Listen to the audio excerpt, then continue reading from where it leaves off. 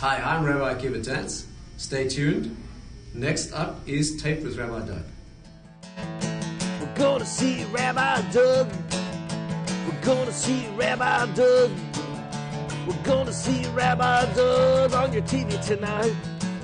But Daddy, I want to watch Monday Night Football.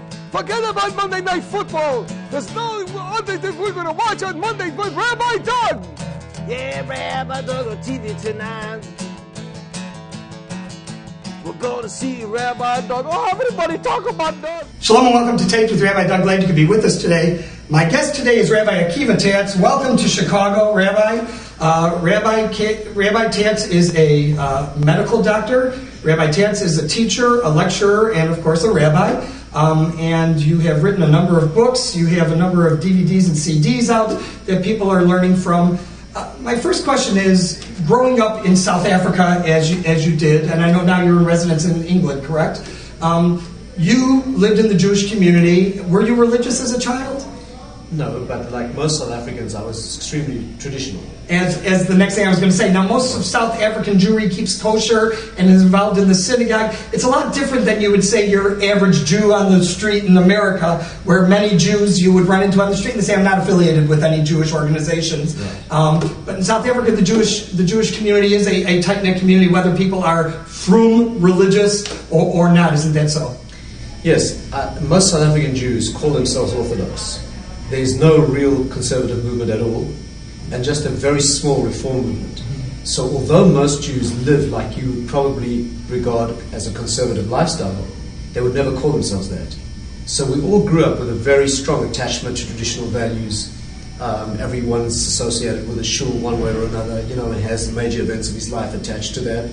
So it's an extremely traditional and attached sort of community. So you would say probably Kiruv outreach, which you do a lot of, is for the Jewish community is much different in South Africa than it is, for example, in America. Yeah, outreach is unique in South Africa. It's the only place in the world where there's been a whole movement of outreach. In other words, any other place in the world you go, it's a question of bringing in individuals. But if you go to South Africa, you'll find that a whole community has been radically changed. You can give a shiur in South Africa and have 800 people, pitch up. I think there's hardly a family in Johannesburg that hasn't been deeply affected by somebody in the family becoming seriously involved with Torah study and observance. Very interesting. I brought with me a book that was published in 1993. It's the first book that ever received, that you wrote. It's called Living Inspired. And that's really what you do is inspire people that you speak to about becoming more involved in their Jewish life, exploring their Judaism a little bit more. What are you going to speak about tonight here in Chicago? The subject that's been chosen is the question of individuality. How does a person fit into an environment that seems to be very normative and constraining and find their own unique expression of what it is that they're meant to be doing? So we want a person to now explore themselves as a Jew, explore themselves in Judaism as a whole and in the Jewish community, you're saying? And as a human being in mankind in general. But there's no question our attitude is that we're not meant to be clones and copies of each other. Each of us is meant to have his own TV show, if you like, and not the same as the next person's.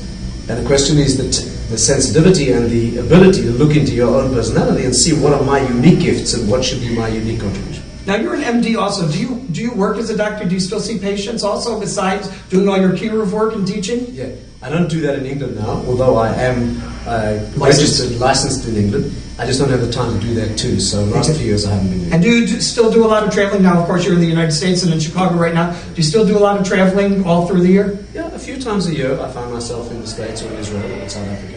And another question, are you still authoring books? Yeah, I'm working on 3 books at the moment. 3 books at one time? Yeah, the next one is a book on medical halachic material. In other words, it's an exploration of the laws of risks and dangers in medicine from a halachic point of view. Wonderful. Well, I'm here on Taped with Rabbi Doug. I'm here with Rabbi Akiva Tatz, Rabbi Dr. Akiva Tatz, and we are about to listen to him speak to congregation Shaarei Tzedek, Mishkan, Yair in Chicago, Illinois, and we'll be back. There's an order in the mind that is reflected or reflects an order in the world. This is a fantastic principle that has many applications. I'll share with you just a wonderful insight that I heard Rav Deskus told me. Rav Miller and J.E.T said he used to put it like this, very beautiful insight. You know that Are you into art in Chicago? Art and culture? He made a fascinating observation. You know, if you're a student of Western art, you will know that in all art forms in the West, over the last 4 or 5 centuries, and possibly more than that, there's been a fascinating progression of disintegration. You know that we have a notion that before the Mashiach comes, the system of the world will break down, right? That the ordered symmetry of the world will break down into chaos, and the Messianic phase will be a rebuilding of a new order out of a broken old order. And he points out a very interesting thing. If you examine all Western art forms, you will notice that within each of them there has been a consistent destructuring. Right? That means that take any art form, take poetry. If you go back to a Shakespearean period, poetry was extremely symmetrical. A Shakespearean sonnet, right, is a very organized and ordered thing. It goes da da da da da da da da da da da da. Modern poetry is nothing like it. In modern poems, there's no rhythm, there's no rhyme, there's no spelling, there's no, it's just disordered, right? If you look at painting, as Rabbi Miller used to say, there was a period in the history of painting when a painting of a bowl of fruit used to look like a bowl of fruit. Today, right, I mean, if you go back to the great masters of 400 years ago, and you see their paintings, they are unbelievably perfect in representation. Today, a modern art, you know what modern art is? The fellow throws a can of paint over his shoulder. He gets his cat to walk around on it. Then he sells it to the Metropolitan Museum for $1 million with a little sign saying angst. You may be a fan of modern art. I don't happen to be. But that's not the point. The point is that there's a remarkable disintegration. If you would have gone back 400 years ago into the period of the Dutch masters and showed them a work of modern art, they would think there's something, they would think that you're psychologically problematic. Music. If you go back a few hundred years in Western music, you find that music was extremely symmetrical. You go back to the Gregorian chants, for example, are extremely rhythmic and repetitive. You come to the Baroque period, Bach and his contemporaries, music is extremely mathematically symmetrical, right? As you move forward in musical history, in the classical period, after the Baroque period, things are much freer, but they are still very organized. When you get into the Romantic period, Beethoven's later period, then you find things much more expressive and free, but still very organized. And when you start getting into modern music and postmodern music, when Stravinsky, for example, began writing music on an atonal scale, the first public recital of Stravinsky music in Paris, the audience was so offended they tried to kill him. The police had to escort him from the room. They were so offended by hearing atonal music. Today that's completely normal. Today there's a composer who composes on the staves of a mobile. That means as the thing moves in front of the pianist's eyes, he plays what he sees. There's another modern composer who puts his cat on the keyboard and sticks it with a pin. I'm not kidding you. As the cat tries to get off the piano, people listen to the music. There's a famous modern composer called John Cage. His most famous piece is 4 minutes 33 of... Are you going to do this talk with me? His most famous piece is 4 minutes 33 of silence. And believe it or not, there are famous recordings.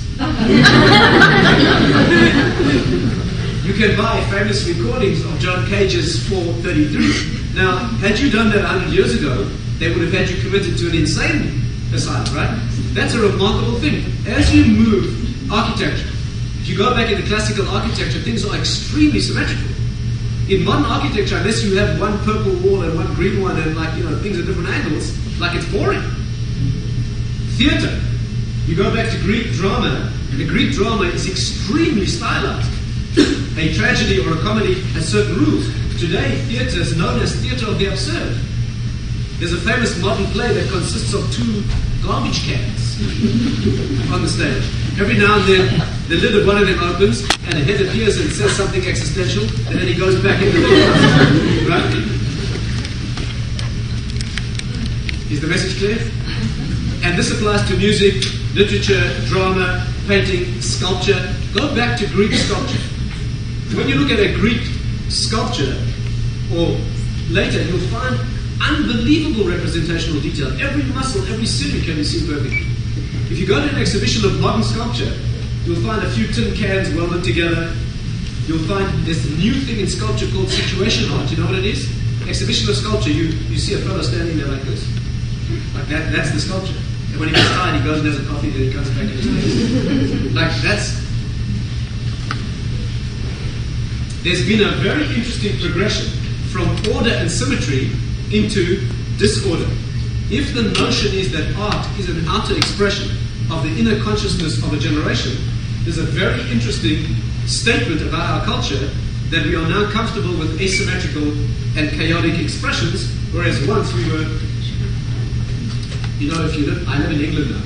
If you go to Wordsworth's house, which is now a national monument in the Lake District, you walk into this very ornate home, and the first thing they show you when you walk into the drawing room, as you come through the door, the guide shows you that there's a door in the opposite wall that's an exact copy of this door, and that door's a fake. But the reason there's a door in that wall that's a fake is because people couldn't bear to live in a room that wasn't symmetrical. Do you understand? They put a fake door in one wall so that the room, can you imagine anyone doing that today? People were uncomfortable in an asymmetric environment. Today, that's not true. Anyway, this is his observation about the concept of Seder l'shem Seder. That's the first level. Let's go to the second level. The second level, by the way, the Balei Musa say the same thing. And a person's inner state is reflected in his outer state. Simcha Zissel, the great Musa master, they say that when he used to go and visit his son in yeshiva, he would not go and interrupt the boy's learning. First, he would simply go into his dormitory room. If he found the boy's room neat, then he knew that his mind was neat and ordered too, and he didn't disturb it. But if so think about your own room and your own environment. What does it say about your inner state? The second level of order is what he calls Seder l'shem Tats Esav. Order for the sake of its output. Example, you have a library. The library has imposed on its details an order. In a library, you have an index. The index is the order that the details are positioned in that order so that the library is usable, right? Here you have an interesting phenomenon as well. Rabbi Chanan Wasserman used to point this out. Very interesting observation. When you have a system of details, the more details you have, the worse off you are if you don't have an index. If you have a library of 10 books and no index, it doesn't matter. You'll find the book you need. If you have a library of 10,000 books and no index, you're in big trouble. You're worse off than if you had only 10, because you'll never find what you need. Rabbi Chanan used to say, the first goal of learning is to develop an organized mind. What you want a person to develop, a child in his learning, is not facts. The last thing you want is to stuff the kid's head with facts. What you want a child to develop is an organized approach. A powerful thinker is a person who knows how to think in powerful, organized capacity. The facts are irrelevant. If a child has a disciplined and creative mind, he will be a learner.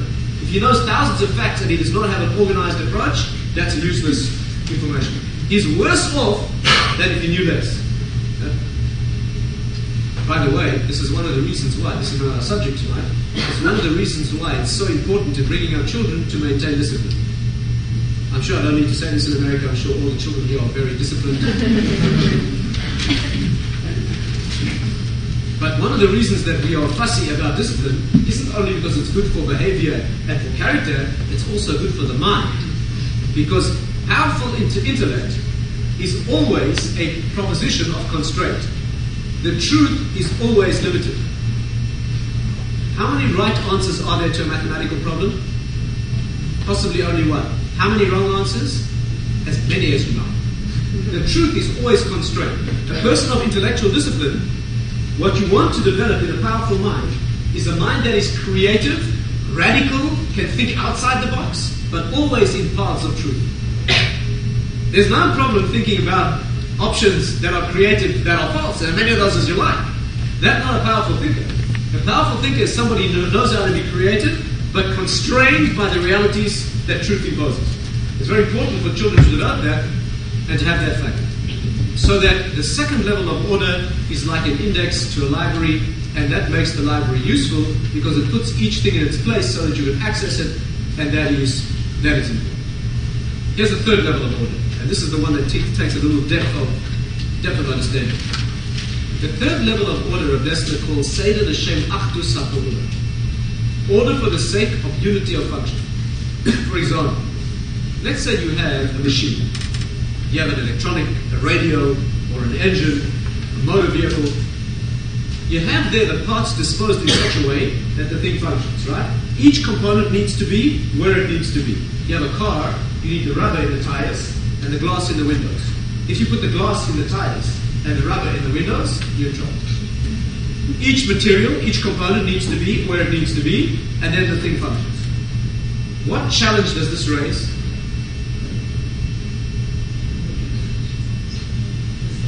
Here's the question. What's the difference between the second and the third levels of order? In the second level of order, every book in the library needs to be in its place, otherwise the library is not a library. In the third level of order, each piece in the machine needs to be in its place, otherwise not a machine. What's the difference?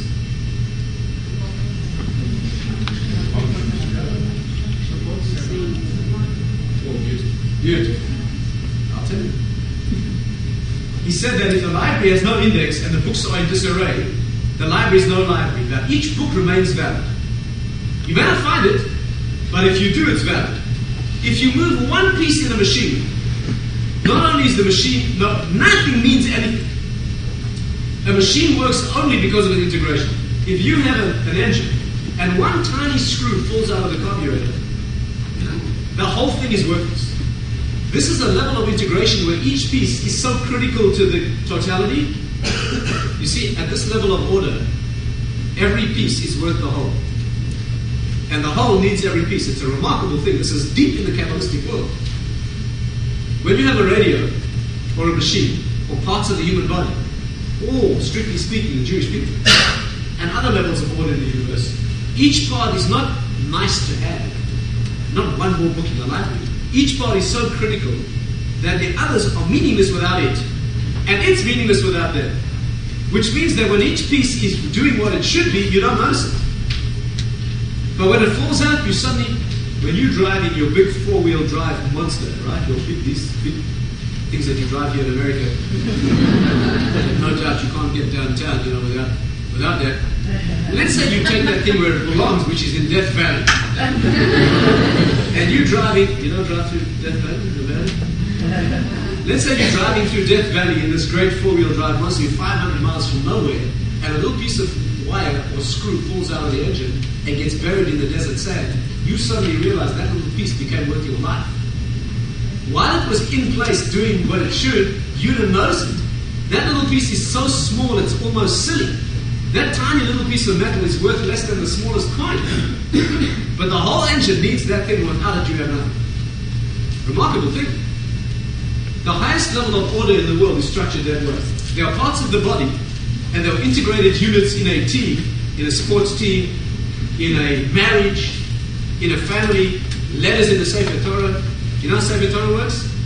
The Sefer Torah works in such a way that if one letter is invalid, you don't have most of a Sefer Torah, you have nothing. You know, when people say to you, you religious types, you're so obsessive. People say, you say, I'm checking my mezuzah. And the fellow says, why? And you say, in case the letter's cracked. Boy, are you obsessive. What does he mean? He means, on average it's there. You can more or less read it. 1 second. How does he feel when one of his children's being born? If one gene is slightly out of place. On average, you have billions? No, not necessarily. No, not necessarily. His radio is not working. Ask him why. Because a little wire is cracked. You tell him, yeah, but 99% of it's there. What's wrong with it? Radios don't work that way. One tiny, meaningless little piece of wire with the slightest defect, the whole thing doesn't work. A mezuzah is a living being. A Sefer Torah is an organically alive entity. If there's one letter cracked, it's not that you have the thing on average. That's a critical thing. If that thing's missing, the thing's not alive. We're not being obsessive. We're not being any more obsessive than we are about our genetics or about a piece of wire in your radio. Is this clear? At this this level of order, each piece is essential, and each piece swells to the proportion of the totality. It's a remarkable thing. The reason this is deep in the Kabbalistic realm is because here is a way of integrating parts with a whole. Here you have distinct parts, and yet there's a tremendous oneness of integration. The way the Kabbalists would put this,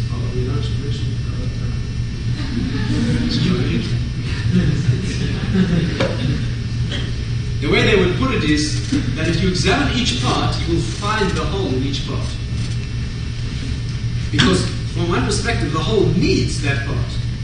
You know, the world reflects this. You know, if you take the human body and you take one cell from any part of the body, you find in that cell the genes of the whole body. Isn't that amazing? If you take a cell from the bottom of your toe and you examine the genetic component of that cell, you won't find the genes for toes. You'll find the genes for the whole body. That's amazing. You can take any cell of your body and grow your whole... You could make a copy... Why you'd want to do that? It's me. But if you wanted to make a copy of yourself, you could do it from any cell in your body. Do you know if you take a twig from a tree, the finest sliver of the bark of a tree, and plant it, you grow the whole tree. You don't need to plant a seed if you know how to do it. Each part... Isn't that amazing? If I were building the human body, I mean, no one asked me, you know. But if I were designing it, I would take the genetic material and I would take the genes for toes and send them down to the toes. And the genes for eyes, I would have them do eyes. But that's not the way Hashem does it. Hashem takes all of the genes for the body and puts it into every cell. That's incredible. By the way, it's a mystery that hasn't even been addressed in science. You know, science has no idea. You know, when the genes fuse to form a child, the first thing that happens is that one cell gets formed. Just one cell. Father and mother give a half each, and one cell gets formed with one genetic code. Then it divides into two, which have the same genetic material, not half. Then they divide into four, which each have the same genetic material. Then they divide into 8, which each have, and you can prove it. If you have 8 cells or 16 cells, you can pluck off one of them and grow it, and you get a whole child. You don't get 1/16 of a child, sort of an arm and half. You get a whole child, which means that every cell has everything. And then they become 32, and 64, and 128, and they're all identical. You can look at the little ball of cells under the microscope, you can see it quite easily. And if you examine the genes of each cell, they're all exactly the same. And suddenly, some of them start becoming a head, and some become feet. Nobody knows how. How do the cells down this end know that they have to be toes? And the cells this end know they have to be head. How do they know that? They've all got everything. But suddenly in each cell, the part that has to be the part that it is carries on developing, and all others go to sleep. You know, the Kabbalists say that in every mitzvah, there are 612 others that are dormant. The Kabbalists describe the Torah as a tree of 613 branches, and every branch is glowing brightly, but if you examine it carefully, you see that behind it are 612 others that are asleep. But they're there. An amazing thing, right? It's amazing, isn't it? So that you find that the world is built in such a way that in every part the whole is represented. And one of the meanings of that is that every part is integral to the rest of the part. You know that we have a principle in Jewish thinking, this is a crossover between the Kabbalistic and the Mussar field, that states that everything that's true in the world, we have a psychological and emotional resonance with that thing. When there's something true, we have an innate sense of... Do you know that we have an innate psychological energy that thrills to being individuals, and also that thrills amazingly to losing individuality in a relationship? And a psychologist will tell you that that's paradoxical. People like to be individuals, right? In the conventional psychological terminology, they call it the Lone Ranger syndrome. Women don't have this, it's a male fantasy. Of being like, it's all me. You know, what do you play here? You play football, right? It's a nerdy game with all the padding.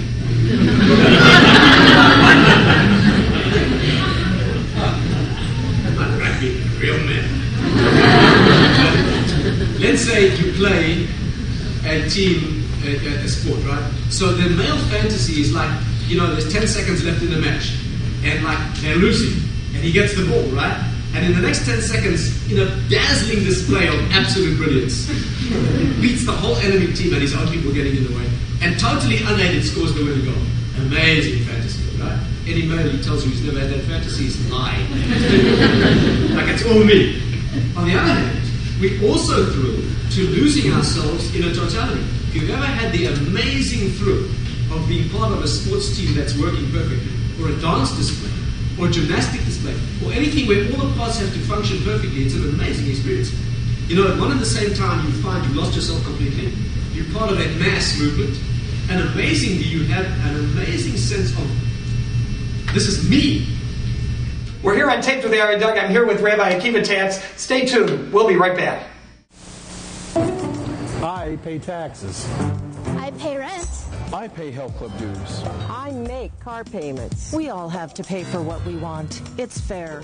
Cable companies pay to deliver TV services, but phone companies dig up our streets and use our public property, yet don't want to pay. Congress is considering legislation that would give phone companies control of our public property. Call Congress now to stop legislation that will eliminate local control. I'm Rabbi Shmuley Boteach, and you're watching Taped with Rabbi Doug.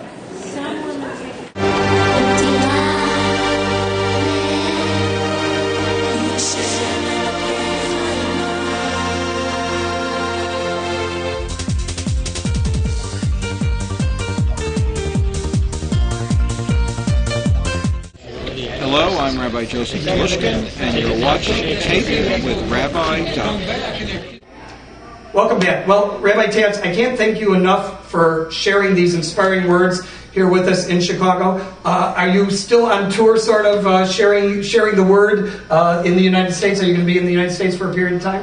Next few days is only Chicago. I have to come back next week. I have to go to Detroit and Milwaukee and a few other places. Okay, I have regards to you from my good friend Jean Rock, who wanted me to give you her regards from her and her husband Michael. And I want to tell you that it's a thrill to have you in Chicago because as your popularity and the knowledge of the work you do has spread and grown, your name is a name that we hear in Chicago all the time, and you're not even here. So I want to tell you that the work you do is really renowned and remarkable, and I wish you much hatzlacha, success in all your endeavors. I want to thank you for being with us here on Taped with Rabbi Doug. Remember, you can check out our website, www.tvrabbi.com, where you can also watch our show on the web.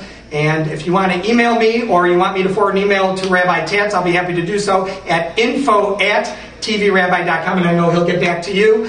And remember, we're on every week at this time. Thank you again, Rabbi Dr. Akiva Tatz, and thank you for being with us. We'll see you next time right here on Tape with Rabbi Doug. Shalom, everyone. Bereshis Noach lecha vayera chayes haratoldos vayitze vayishlach vayeshev v'yiketz vayigash vayechiyayay shemos vayirabo v'shalach Yisro mishpatim teruma tetzava kisiza vayakov v'kudei vayikratzav shemini tazriya mitorach haremos Kedoshim amor behar V'chukos hayayay b'midbar naso v'haloscha Shlach korach Chugaz bola pinchas Matos mazei Devarim v'eschananei Gavrei shovtim Kisei kisavonim savim V'yachazin ezos habracha These are the 5 chumashim The 5 separim Bereshit Shemos Vayikra B'midbar